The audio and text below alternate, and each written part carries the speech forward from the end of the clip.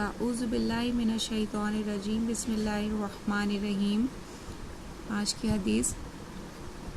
اللہ تعالیٰ کا ارشاد ہے، بے شک نیک لوگ ایسے پیالوں میں شراب پئیں گے جس میں کافور ملا ہوا ہوگا۔ وہ ایک چشمہ ہے جس سے اللہ تعالیٰ کے خاص بندے پئیں گے، اور اس چشمے کو وہ خاص بندے جہاں چاہیں گے بہا کر لے جائیں گے۔ یہ وہ لوگ ہیں جو ضروری اعمال کو خلوص سے پورا کرتے ہیں، اور وہ ایسے دن سے ڈرتے ہیں جس کی سختی کا اثر کم و بیش ہر کسی پر ہوگا، اور اللہ تعالیٰ کی محبت میں غریب، یتیم اور قیدی کو کھانا کھلاتے ہیں، اور وہ یوں کہتے ہیں کہ ہم نے تو تم سے محض اللہ تعالیٰ کی رضامندی کے لیے کھانا کھلاتے ہیں، ہم تم سے نہ کسی بدلے کے خواہش مند ہیں اور نہ شکریہ کے، اور ہم اپنے رب سے اس دن کا خوف کرتے ہیں جو دن نہایت تلخ اور نہایت سخت ہوگا۔ تو اللہ تعالیٰ ان کو اس اطاعت اور اخلاص کی برکت سے اس دن کی سختی سے بچا لیں گے، اور ان کو تازگی اور خوشی عطا فرمائیں گے، اور ان لوگوں کو ان کی دین میں پختگی بدلے میں جنت اور ریشمی لباس عطا فرمائیں گے۔ وہ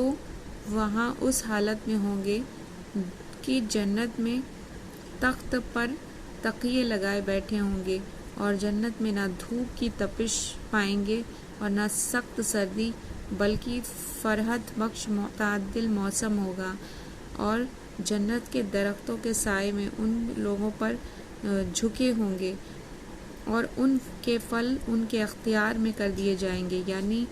ہر وقت بلا مشقت پھل آ سکیں گے، اور ان پر چاندی کے برتن اور شیشے کے پیالوں کا دور چل رہا ہوگا، اور شیشے بھی چاندی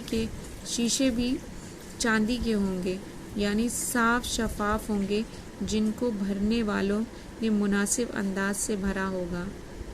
ان کو وہاں ایسی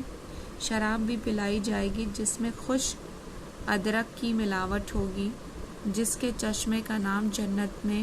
سلسبیل مشہور ہوگا، اور ان کے پاس یہ چیز لے کر ایسے لڑکے آنا جانا کریں گے جو ہمیشہ لڑکے ہی رہیں گے، اور وہ لڑکے اس قدر حسین ہوں گے کہ تم ان کو بکھرے ہوئے موتی سمجھو گے، اور جب تم وہاں دیکھو گے تو بکثرت نعمتیں اور بہت بڑی سلطنت دیکھو گے، اور ان اہل جنت پر سبز رنگ کے باریک اور موٹے ریشم کے لباس ہوں گے، اور ان کو چاندی کے کنگن پہنائے جائیں گے۔ انہیں ان کے رب جو خود نہایت پاکیزہ شراب پلائیں گے۔ اہل جنت سے کہا جائے گا کہ یہ سب نعمتیں تمہارے نیک اعمال کا صلہ ہے، اور تمہاری محنت اور کوشش مقبول ہوئی۔ بے شک، سبحان اللہ۔